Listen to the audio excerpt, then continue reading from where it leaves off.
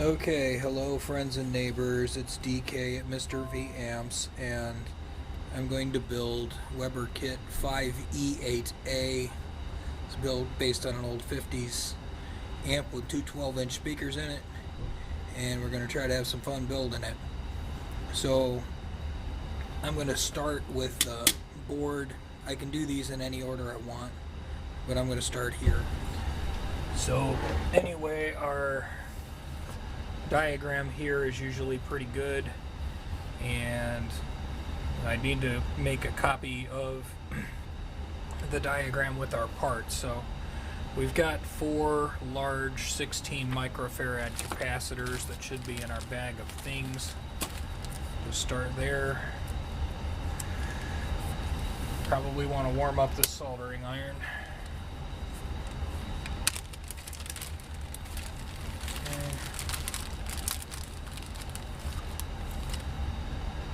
Alright, this is a 450 volt 16 microfarad capacitor, and there should be three more of them in there.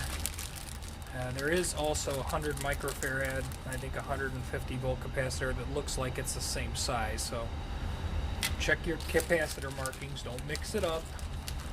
You mix it up, you blow it up. That's how we roll. It's three, and see, looks the same at first, but it's not. Blow something up with that one. I don't want to do that. Okay.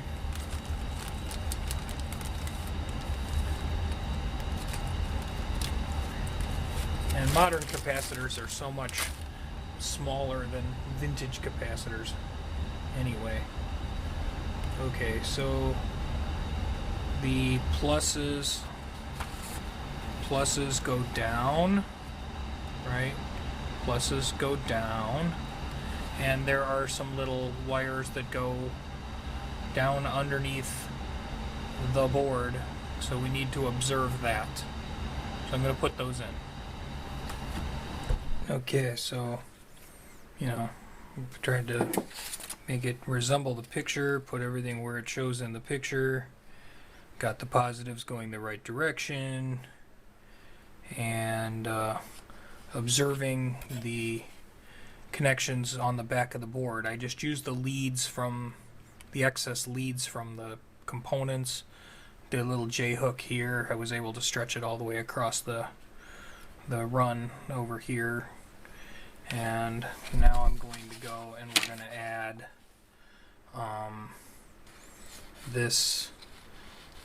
these resistors, 56K, 4.7K. There's a diode, 100 microfarad, and a 10K 2-watt resistor over there.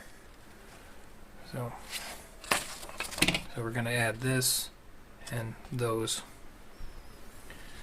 Okay, so I added the 100 microfarad capacitor, which is for the bias, 56K resistor, 47K resistor, diode for the bias, 10K 2-watt resistor, and the connections on the back. If your leads, aren't long enough to make it, just use wire. There's some stuff that we're going to put on the back here eventually that's, gonna come like out of the hole. Like this wire that comes from the standby switch needs to end up down here, and it goes, you slip it in that wire, or you slip the wire in that hole and run it down there, and we'll do that, but eventually, because I really don't want to have wires all over where I'm working. Okay, so this is kind of like a chain. I feel like I'm going to finish a section and then go to the next section, but every section is chained to the other section, which is chained to the other section, which is chained to the other section. So it's just kind of a rabbit trail. So we've got these resistors and capacitors put in that match their positions here on the board.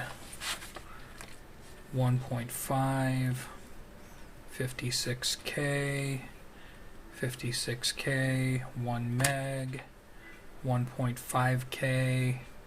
We have a 0.1 microfarad cap. These are both 220K, and another 1 microfarad or 0.1 microfarad cap, and a 56K. And then there's some runners, like this runner goes back to the power line there, and then there's a runner that goes from here to over there, and there's a runner that goes from these 220s back to here. So I'm trying to put, you know, all of those on there as we go. Okay, so I just kind of ended up cruising on it and, you know, putting the rest of the parts on there and some of the underrunners there. Quite a few wires come off of this area and then come through these slots and things, so we'll have to add those when the time's right.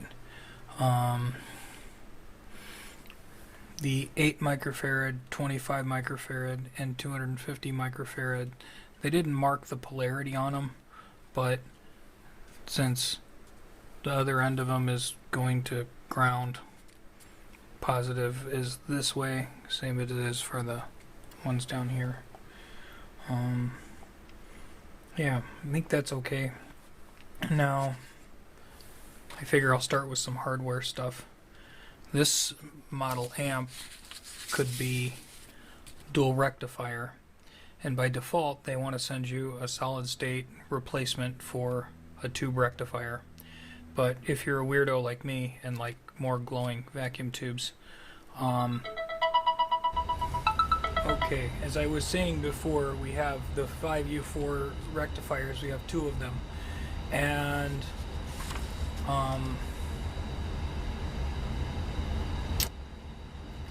the power transformer that comes with this kit has a 3 amp 5 volt winding, which will run one of the 2 tubes, not both of them. Now, there does exist, and you can purchase from another business, a compatible power transformer that does have the 6 amp winding, but the cost of it is prohibitive compared to what they describe here about adding an extra 5 volt 3 amp filament transformer, because the option B here is like an extra $30, where option B here is going to cost you like an extra $200, or the other one will cost you like $200. This transformer is imported. It's the one that comes with the kit. It's imported and it's affordable. The transformer that does have the 6 amp winding is US made and is not particularly affordable. So I'll show you how I handled it. Okay, so that's like the factory layout for the transformers. The output transformer is here, and the power transformer, and that's the choke. And you have to be able to put the extra filament transformer somewhere. So I already drilled out so I can put it there. I know there's probably a better place to put it. If you can imagine it or fathom it, that would be great. I would rather have it closer to the power transformer, and I thought about like putting it on the side over here, but there won't be enough clearance in the cabinet. So this is what I settled on, and I already drilled it, so I'm kind of committed. Okay, so I put the tube sockets on, and I bought these as an extra item. I got them from Weber too, instead of the bear traps, because for the power tubes, which are supposed to be 6L6s, I had some of these Russian military tubes that don't work in bear traps because they're the short base. So I just wanted the option to use them, so I put these on instead. Now I'm going to put the transformers on.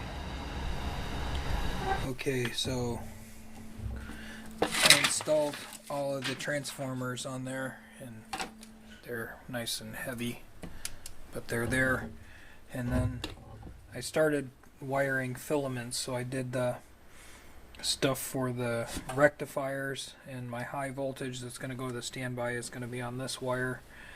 And then I did the rest of the filaments for the 6-volt stuff. So that's good. I used the white and black wires. They're probably not what they intended you to use. I think they usually did white and black for the speaker, but at one time they shipped a thicker stranded wire. This kit came with all solid core, so I'll probably use stranded wire for the speaker. Personal preference. Electricity really doesn't give a crap what kind of wire it's flowing through as long as it's thick enough. So gonna see how the board fits in here, or how well the board fits in here, and then sort of kick around how I'm gonna handle it from there. Okay, so at this point I'm pretty confident I've got all the wires that run under the board, whether they're just ones that loop under the board or ones that are actually attached to various positions under the board. So I think I've got all that done. And I checked the pre-drilled spots on the chassis are for this hole and for that hole, but on the fiber board that comes as the backer they drilled that one instead, so I drilled that hole. So now everything lines up good, and should be able to install the board. Self-tapping screws. Okay, so I got the first tube hooked up. Well, the first tube socket wired up down here, and the cathodes of the second tube socket are hooked up because they're all tied together. See, you tie pin 8 to 3 to 3 to 8, and then, you know, they're all put together to go to this resistor and capacitor combination over here. 470 ohm resistor and a 250 microfarad capacitor. That's probably why these buggers were known to have a lot of bass. And the dual rectifier helps with the bass too. So all your bass are gonna belong to us. Okay, so now I can kind of move on to the second tube and do to it what I did to the first tube. Okay, so here we are sometime later, and I've finished wiring the other tubes here in there. I tried to match the diagram as close as possible. Like with these things where the resistor, you know, kind of jumps over and then you have the jump back, what I'll do is I'll solder the resistor in, and then I'll take the tail of the resistor lead and bring that back over here, and then I'll just slip some insulation over it. And kind of like what you do here where you're, you know, jumping pins, you can cut some insulation off the wire, just strip it longer, slip it through the pinhole or the pin's hole there, solder it, and then slip the insulation back on, stick it over here and solder it. So that's how I did it. It's probably difficult to see because of lights and cameras and actions and stuff like that. And then I did also get the power tubes down here. I got those. Oh man, those transformers are heavy. I got that wired in there, and the output transformers wired in, and like for the power transformer, the two. All right, clunk clunk. Here you go. We're moving. For the power transformer, the center taps for both the filament lead and the high voltage lead, I got those to ground. This pin sticking up makes a perfect place to do a star ground, so that's what I'm doing. I'm doing a star ground on that pin because it's perfect to do that. So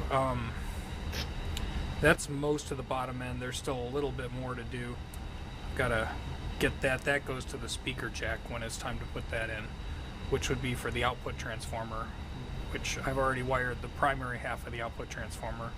I might as well just do the secondary half while I'm here. Okay, so after I finished wiring all this stuff down here, I put in the potentiometers and the input jacks, and I soldered those up. And then, now, often in these Weber kits they include the brass plate. I didn't see it in the box, and I really didn't go digging for it. I'm sure if I would have sent an email and said, "Dude, you guys sure you threw the brass plate in there?" But instead of the brass plate, I did a ground bus. So I took a piece of bus wire, and we tie all the grounds together, and then I bring them over here to that bolt.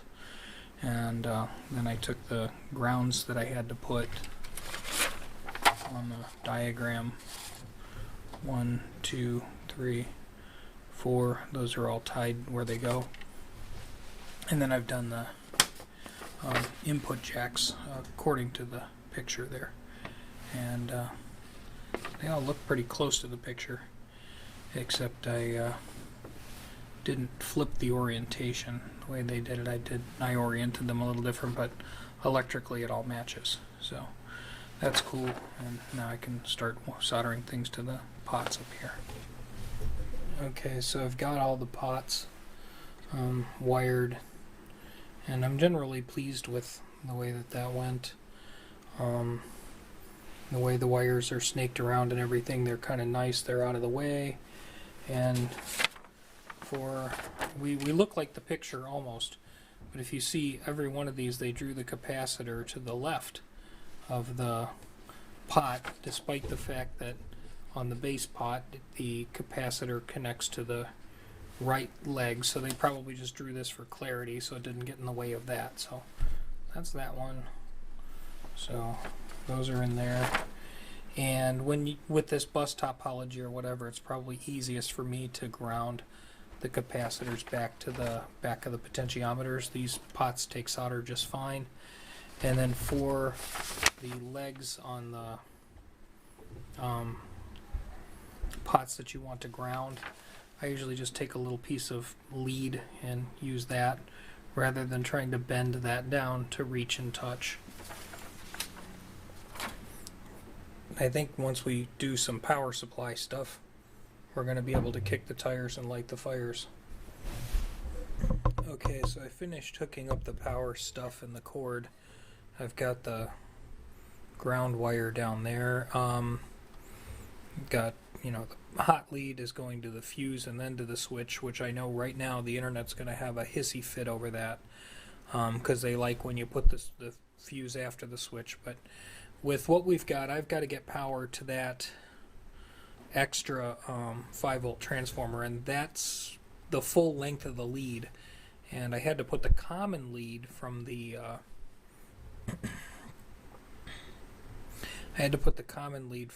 power cord like over here, because that's all the longer that is. So I mean, I yes, I could extend it, I could whatever, but working within the means of what I've got.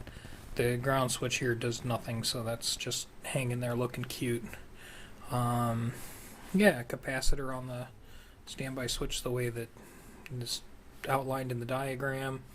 Got everything hooked up. It looks pretty neat. I think we can kick the tires and light the fires. Okay, so despite being meticulous, I found my first error. I put it on the Variac. There's no tubes in it. And as I started to power it up, the Variac started, you can feel it vibrates, which essentially tells you have a short, and our green filament wires were kind of a source of heat. It turns out on this light fixture, they have a tab on the left and the right sides, which is what I'm used to on most light bulbs. There's 2 wires coming off of it, you hook to the both. But there's also this spring-loaded center pin, so you're supposed to use one of the outside tabs and the spring-loaded center pin. That way the light will flow through the light instead of just through some metal back into itself, causing a dead short. Oops. Alright, let's keep going. Okay, so I checked. I do have negative DC for bias voltage, so I checked that without tubes in it. And I do have B plus voltage because I put my tube rectifiers in there, which, yes, those are vintage General Electric. Ooh, 5U4 is one of those that hasn't really become coveted NOS. So I've got the amp on and I have it off of standby, because when you're Variacing it, it'll all warm up in time. So generally, like, nothing happens till you at least get to 50 volts, and we're at like 50 volts, and the Variac isn't vibrating or doing anything interesting. Trying to see if I've got any filaments. It's hard to tell because usually you don't get filaments visible till, I don't know, that's probably around 75 or 80 volts ish there. Maybe we can look in the dark and see if we have filament glow. I have bright bench lights. Let's shut this one off.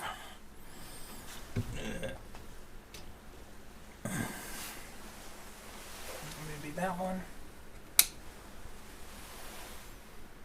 I got a little bit on the 5U4s I can see. The pilot light is glowing some, so I know there's something going on there. Alright. Just keep on bumping here. We're probably at 95, 100 volts-ish maybe.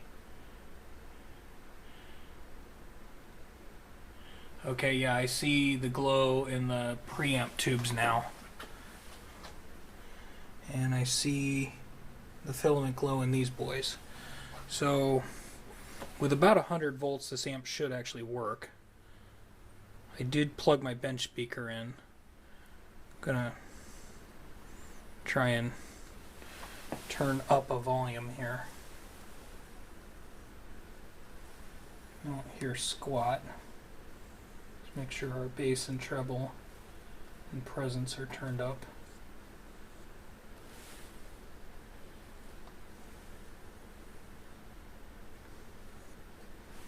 Okay, either I'm not really actually getting any output, or this is the quietest amp I've ever built.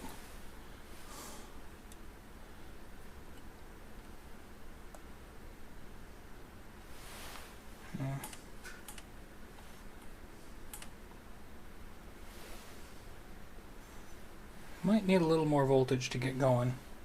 Let me get some lights back on so I can see what I'm doing. Okay, kids, somebody send me back to Sesame Street, because I couldn't count. Okay? I didn't count right.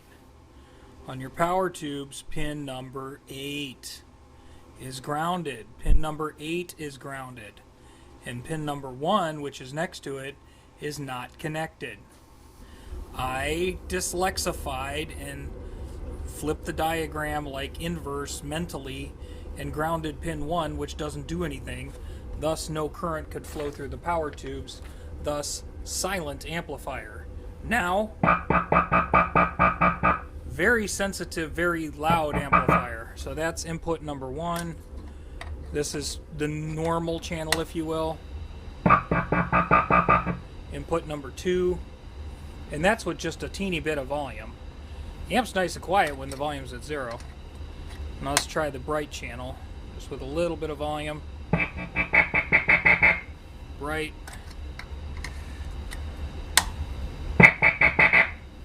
Okay. So, she's a loud mother, I'll tell you that much. Let's see if the treble and bass controls work. I forgot to check that.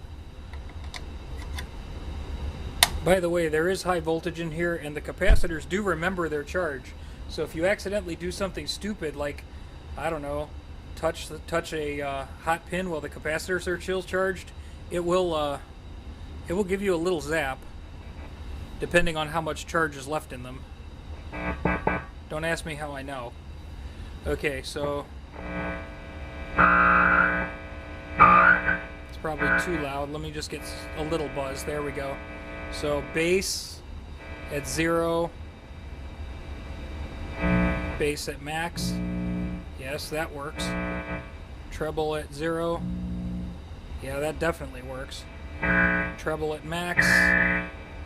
Okay, and presence at 0. And presence at max, yeah.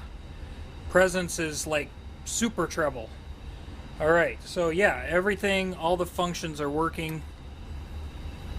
And the amp is still, despite the fact that the heater is loud as all get out, the amplifier itself is not a noise box. I really don't have any further troubleshooting beyond, hey stupid, it's not making any sound because you grounded the wrong pin on the power tubes. Everything else appears to be working properly.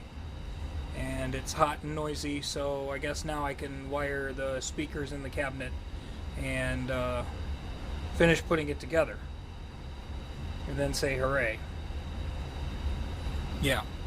So, for those of you tube snobs who really care, those are generic electric 5U4 GBs. I think that's GB. What's that? Oh, excuse me. GB, yeah, 5U4 GB, aka 5AS4A. So I don't know if there's anything special or magic about those. These things are the Russian tubes that are kind of like a 6L6 GC 6 Pi 3S-E. They're the things that got sold as the Sovtek ones. Except these are pre-Sovtek. These are actual Soviet tubes. And then these are just JJ12AX7s, which are fine. Okay. Life is better. So I made two significant errors.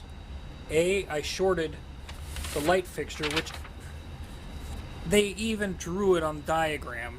Don't only connect one of the two, not connected. Yeah. And I did it wrong, because I got used to the other style connector. So that one was, I'm an airhead and I missed the instruction.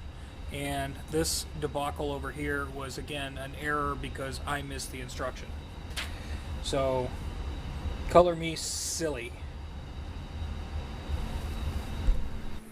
Okay, so we have 8 ohm speakers, and it was recommended in the guidelines to do the 4 ohm tap on the output transformer. So if you have 2 8 ohm speakers and you need a 4 ohm load, you put them in parallel. So I did put them in parallel.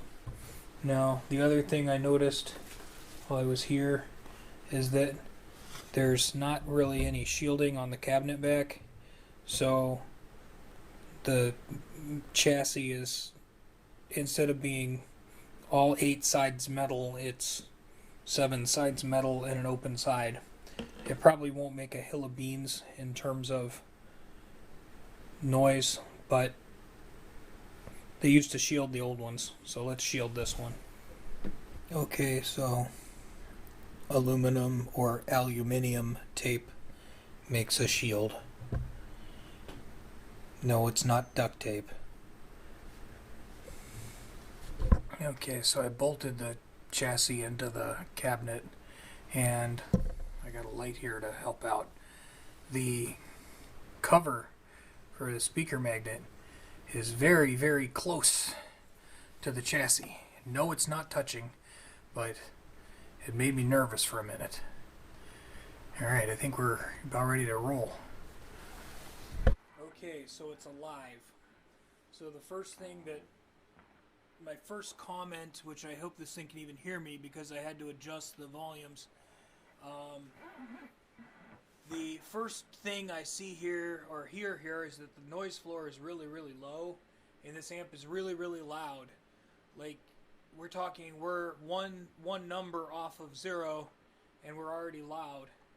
But yet, the noise floor, like the hiss, the hum, is just not here. So that's good. That's all I could really ask for out of this build. And if you got your volume up to hear me, knock it down a peg, because even though I have the camera sensitivity turned pretty low, this is loud. So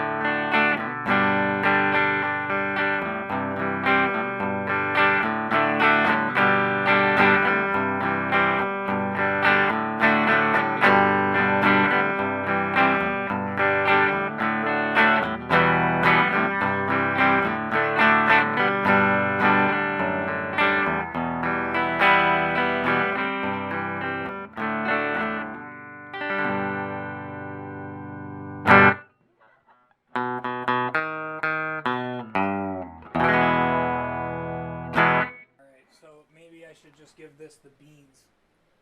Let's try going up one number on the volume. Okay, let's try to turn the camera down. I don't know if it's gonna. This thing's loud. Oh yeah.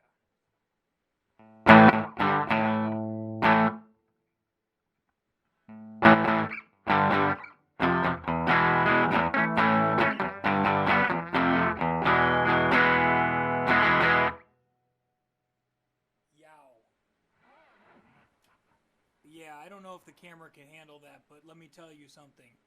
Like, the hardware on my drum set and some other stuff here in the basement is singing in sympathy with this puppy.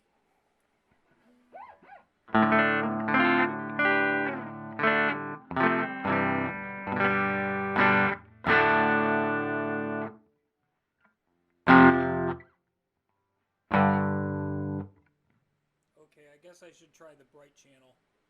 That might be a whole nother animal.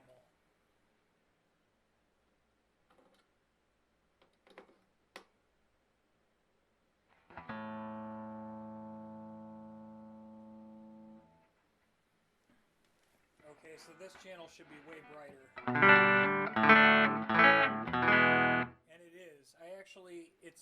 It's not too bright though. Sometimes the bright channels on these things are insane. This is not.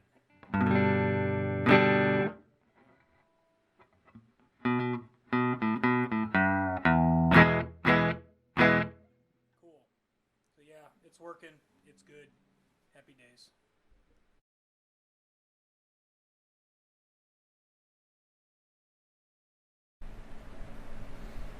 Okay, now it has a name. This is good. Its name is Thurman. I know you all are really excited about that. And y'all don't understand it, and that's okay. And if you do understand it, you're good at weird inside jokes. The amplifier is purple, and the covering grain is called elephant. So when we had purple elephant, Thurman seemed an appropriate name. Alright, thanks for watching.